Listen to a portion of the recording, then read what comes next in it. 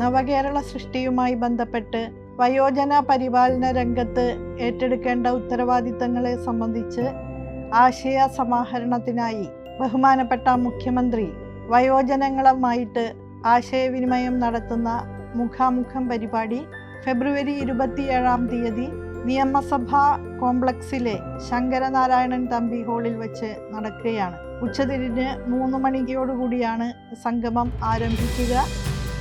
വിവിധ വയോജനക്ഷേമ സംഘടനകളെ പ്രതിനിധീകരിച്ച്, അതുപോലെ തന്നെ പെൻഷനേഴ്സിൻ്റെ സംഘടനകളെ പ്രതിനിധീകരിച്ച് 1000 വയോജനങ്ങളാണ് ഈ സംഗമത്തിൽ പങ്കെടുക്കുക. അതിൽ 50 പേർക്ക് മുഖ്യമന്ത്രിയോട് നേരിട്ട് ചോദ്യങ്ങൾ ചോദിക്കുവാനും നിർദ്ദേശങ്ങൾ അവതരിപ്പിക്കുവാനും അവസരം ലഭിക്കുന്നതാണ്. ഈ 50 പേരല്ലാത്ത ആർക്കും തന്നെ അവിടെ നിർദ്ദേശങ്ങൾ എഴുതി സമർപ്പിക്കാവുന്നതാണ്. അത്തരത്തിലുള്ള അഭിപ്രായ സമാഹരണത്തിനെ അടിസ്ഥാനപ്പെടുത്തിക്കൊണ്ട് ഭാവി രൂപരേഖ തയ്യാറാക്കുക എന്നുള്ളതാണ് ഈ മുഖാമുഖം പരിപാടി കൊണ്ട് ഉദ്ദേശിക്കുന്നത്.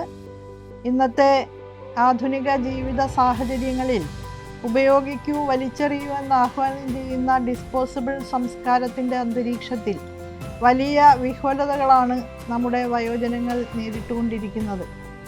ആ സന്ദർഭത്തിൽ അവരുടെ സമ്പൂർണമായിട്ടുള്ള സുരക്ഷിതത്വവും ക്ഷേമവും പുനരധിവാസവും എല്ലാം ഉറപ്പാക്കുക എന്നുള്ളത് സർക്കാരും സമൂഹവും സംയുക്തമായി ഏറ്റെടുക്കുന്ന ഉത്തരവാദിത്തമാണ്.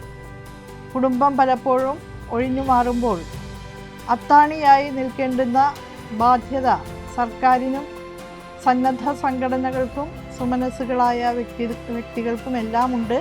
ഇത് സംബന്ധിച്ച് വിശദമായി ചർച്ച ചെയ്യുന്ന മുഖാമുഖം പരിപാടി വിജയിപ്പിക്കുന്നതിന് എല്ലാ വയോജനങ്ങളുടെയും ഇതര സംഘടനകളുടെയും ഉദ്യോഗസ്ഥ സംവിധാനത്തിൻ്റെയും സമാന ഹൃദയരുടെയും സഹായ സഹകരണങ്ങൾ അഭ്യർത്ഥിക്കുന്നു. അഭിവാദ്യങ്ങൾ.